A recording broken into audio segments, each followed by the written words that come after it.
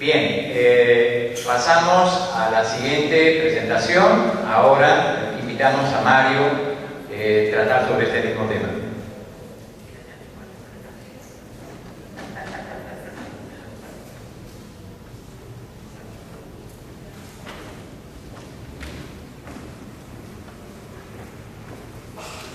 Compañeros y compañeras, buenos días. Compartir un momento importante como este es revitalizador.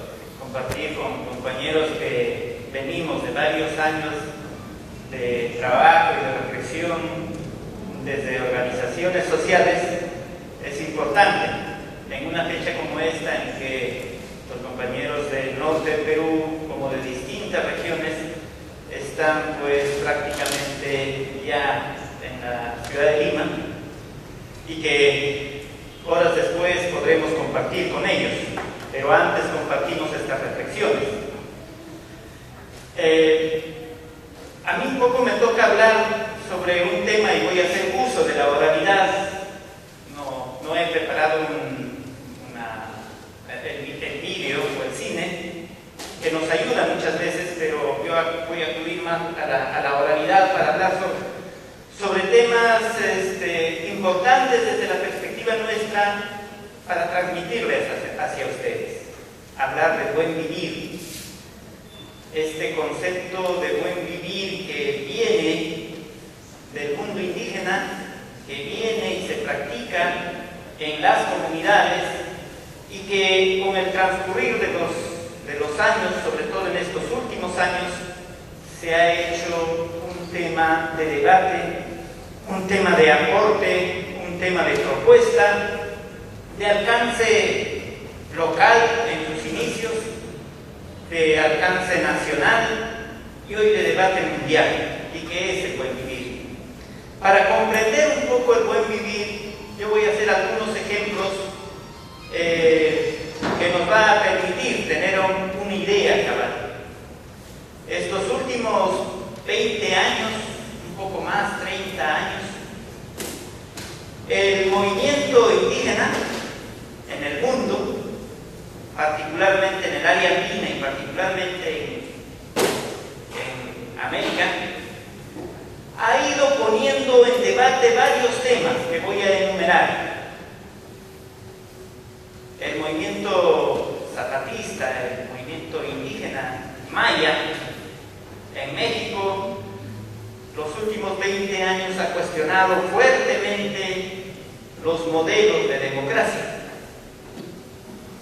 Ese modelo de democracia que es representativa, que nosotros conocemos y la aplicamos, donde elegimos cada 5 años a nuestros representantes o cada cierto periodo en distintos niveles, y que termina siendo esto, ¿cómo les decimos? Un chasco, un fiasco, termina siendo tal vez un engaño, ¿no? Todos los últimos gobiernos se eligen con la izquierda y terminan gobernando con la derecha. A este tipo de democracia representativa todos estamos de acuerdo en decirle no funciona, no da.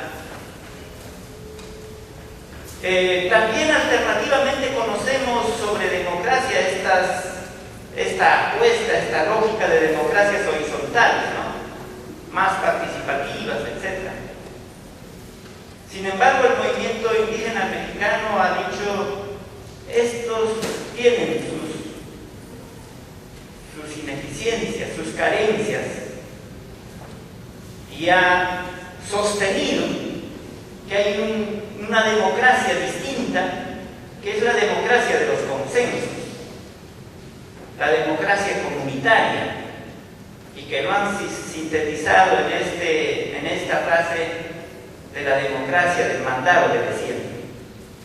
Hoy en muchos lugares se debate y se discute una nueva alternativa de democracia del mandado de desierto.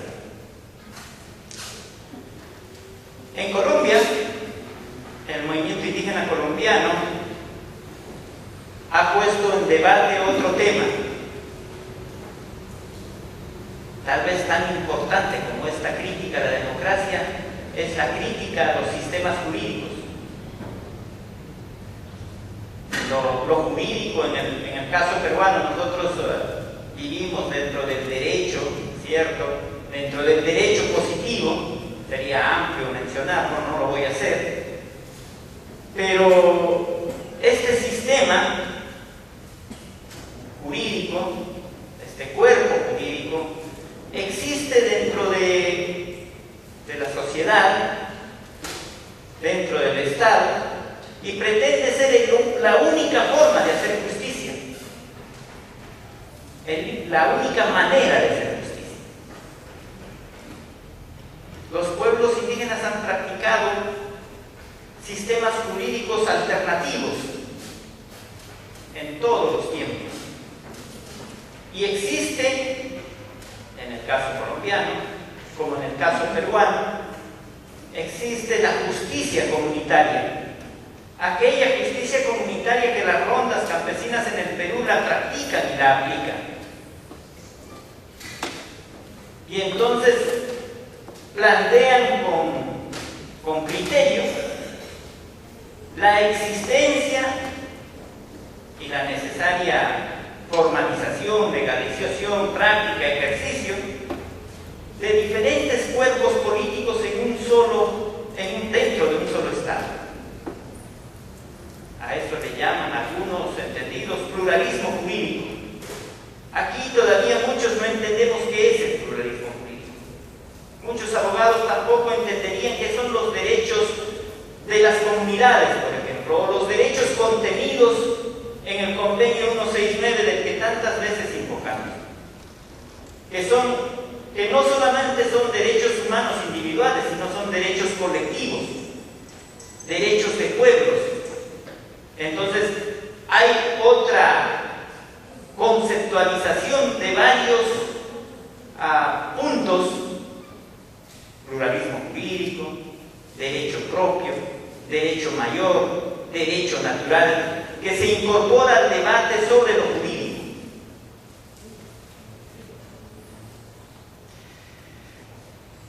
En el Ecuador, hace 30 años, el movimiento indígena, a partir de la constatación de una realidad y de la crítica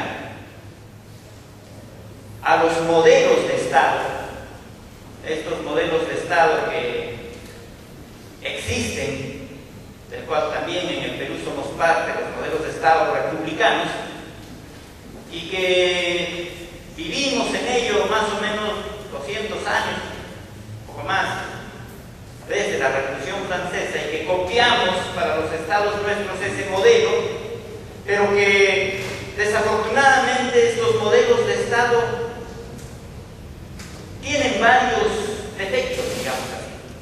Uno de ellos, por ejemplo, es que son estados uninacionales, monoculturales, en esa conceptualización de Estado-nación, un Estado, una historia, una lengua, una cultura, un solo modelo de educación, un solo modelo de juridicidad, etcétera, etcétera. Son estados homogenizantes, excluyentes. Entonces, ante la crítica de ese modelo de Estado, que para los pueblos indígenas ha sido perniciosa, porque no ha permitido, en el caso del Perú, por ejemplo, de que los pueblos puedan ser parte de los estados-nación y participar de la vida económica, social, política. A partir de esa crítica, decían, han planteado la necesidad de construir, hay un nuevo concepto, de construir estados plurinacionales. De estados plurinacionales. Este concepto de estados plurinacionales, luego de 30 años de debate y discusión, se ha constitucionalizado en 2 países. Primero en Bolivia, luego en el Ecuador. Un cuarto punto bastantes y luego podemos explicar otras. Es sobre un concepto que para muchos ahora, si bien es cierto es importante, no es tan comprensible. Tiene que ver con los derechos. Y entonces, tanto en Bolivia como en Ecuador, el movimiento indígena ha planteado, oye, la madre tierra, la naturaleza, la Pachamama, también tiene derechos. Y para nosotros en las comunidades esta es una práctica cotidiana. Todos los seres animados e inanimados de la madre tierra, incluyendo nosotros los humanos, tenemos los mismos derechos, estamos en el mismo nivel, ¿no? Por eso es que consideramos hermanos a las plantas como hermanos a los animales, por eso es que tenemos una relación distinta con ellos, no como en el mundo occidental. Yo que ando pasándome del mundo occidental al mundo nuestro, y del mundo nuestro voy volviendo y viendo, me doy cuenta con claridad. Para muchos probablemente no termina teniendo una realidad, pero en fin, la madre tierra tiene derechos. Los ríos, los árboles, las plantas en general, lo que llamamos animales para nosotros hermanos menores, los bienes comunes que sean la naturaleza misma, tienen derechos. Y hay un cuarto concepto que les decía, el derecho de la naturaleza. Así está reconocido en la Constitución, por lo menos del Ecuador. Cuatro cosas que nos permiten ahora plantear, ¿y estos cambios qué significan? ¿Qué son? Para nosotros estas propuestas, estos paradigmas son partes, componentes del buen vivir. Son en realidad parte de una visión mucho mayor que se llama el buen vivir. Y entonces el buen vivir son principios, prácticas, realidades, conceptos de un modo distinto, de un modo diferente de vivir, diferente, digo, al mundo occidental, al pensamiento occidental. ¿Diferente en qué? Si son principios, entonces voy a enumerar algunos de los principios. Principios de vida, decía yo antes.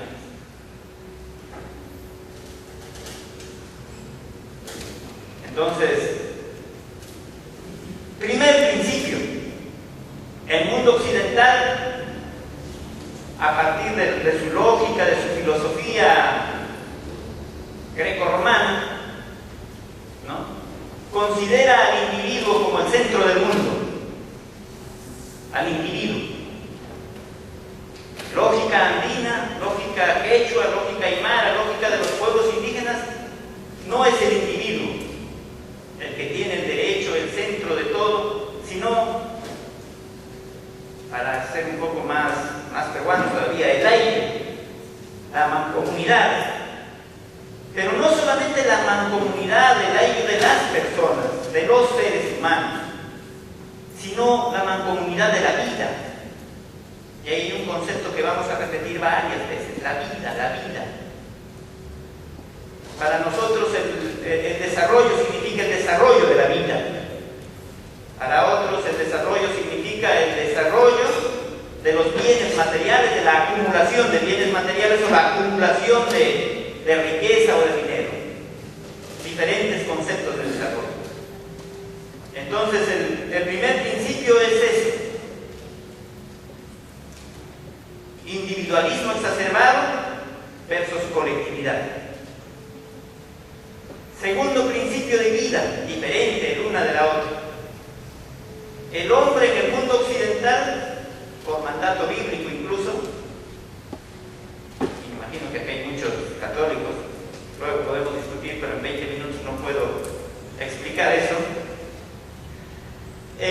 mandato bíblico decía, es fuertemente dominante respecto a la naturaleza, por decirlo muy sencillo. Dominante y hasta depredador de la madre tierra. El principio de vida del mundo andino es de relación armónica, de relación de complementariedad, de pares iguales. Para nosotros, para nosotros los indios, como diría nuestro amigo Hugo Blanco, que está acompañando la marcha, para nosotros los indios,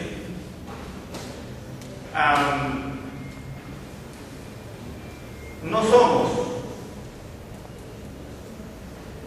el centro del universo, el centro del mundo.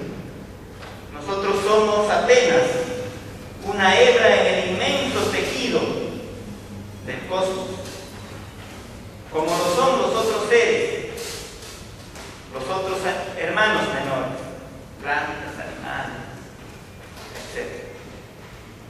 Entonces, concepción distinta de no depredación,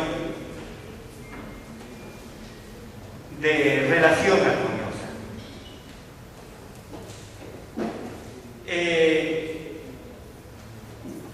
Un tercer concepto que sí es importante decirlo es esto de que en el mundo occidental el pensamiento está girado en torno a la idea de que el desarrollo está en función a la competencia y a la contradicción, de ganadores y vencedores. Más o menos así se desarrolló la dialéctica occidental.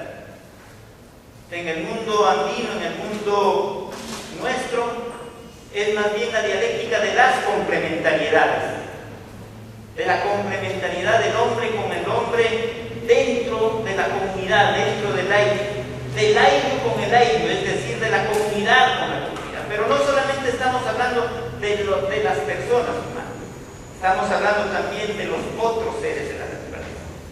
Entonces hay múltiples complementariedades,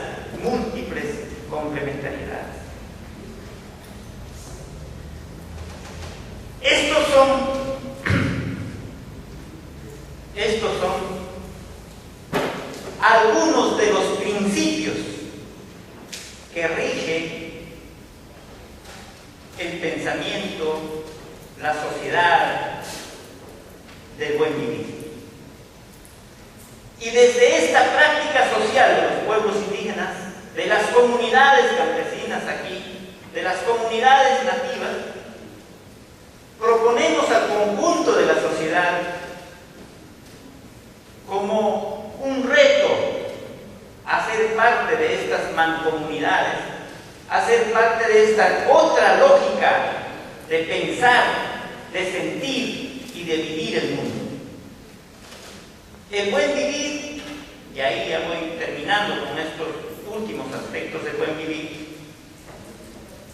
El buen vivir se da en todos los aspectos de la vida económica, social, política, espiritual. El buen vivir como propuesta política es una transformación de los estados en nuevos tipos de estado que ya dijimos antes que deben ser estados plurinacionales. Hemos dicho que la crítica a la democracia nos ha planteado un nuevo modelo de democracia, la democracia de los consensos, la democracia comunitaria. Hemos dicho que en lo jurídico, la existencia de la pluralidad jurídica en estados como el nuestro, donde hay pueblos distintos, nacionalidades distintas. Pero no solamente es el caso del Perú, es el caso de muchos países. La educación, fundamental para el desarrollo de los pueblos. Pero ¿cómo debería ser la educación en una sociedad de buen vivir? La educación, de nuevo, comunitaria, que nace de la comunidad, se hace en la comunidad, en diversas comunidades, en diversos espacios colectivos. No como que ahora todos hacen los sesudos y nosotros las recibimos pues como un mandato.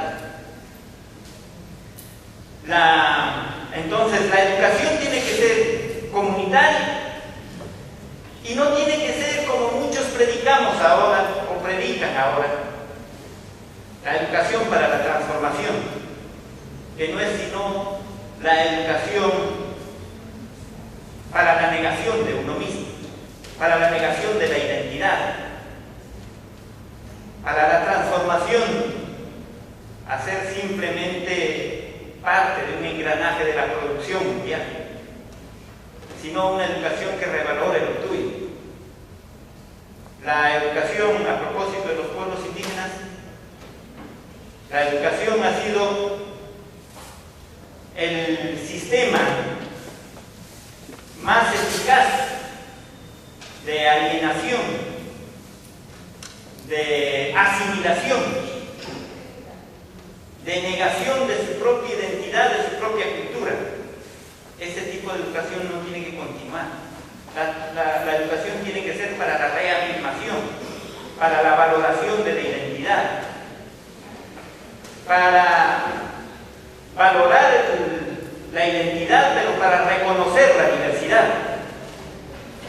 porque el mundo es diverso y la diversidad es la oportunidad, la capacidad que tenemos como pueblo. Otro planteamiento de educación, otro planteamiento de lo que será la salud en una sociedad del buen vivir, la salud intercultural, por decirlo.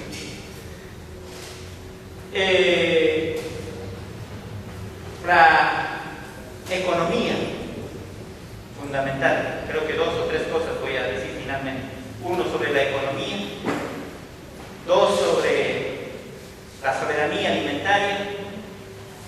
Entonces voy por el primero. No es correcto que en estados como el nuestro se imponga un solo modelo de economía, en este caso liberal, ultraliberal, y más, que favorece solo a las transnacionales.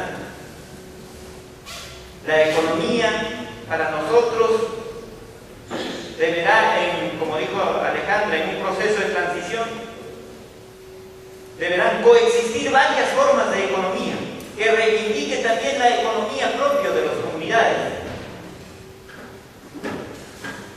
Entonces pueden coexistir economías mixtas, economías cooperativas, asociaciones, trueques, intercambios, múltiples formas de relaciones económicas. Y para terminar esto de porque creo que me he pasado el tiempo, esto de la soberanía alimentaria. La soberanía alimentaria tiene que ver fundamentalmente con la capacidad que tienen los pueblos, que tenemos o debemos tener los pueblos para autoalimentarnos. Esta vorágine de producción para el mercado mundial es una de las causas, por ejemplo, de la depredación de la tierra, de la depredación del agua, pero también de los efectos que tenemos hoy en día por el cambio climático. Producir en el Perú para luego llevarlo al otro continente y traer del otro continente el intercambio, hacer el monocultivo solamente por el monocultivo pensando en la rentabilidad y en las ganancias, son políticas que deben de cambiar en una propuesta de sociedad, de estados, del mundo, del buen vivir. Podría extenderme más, pero tal vez en las preguntas pueda hacerlo. Yo les agradezco por la paciencia que han tenido y dispuesto a responder las preguntas. Gracias.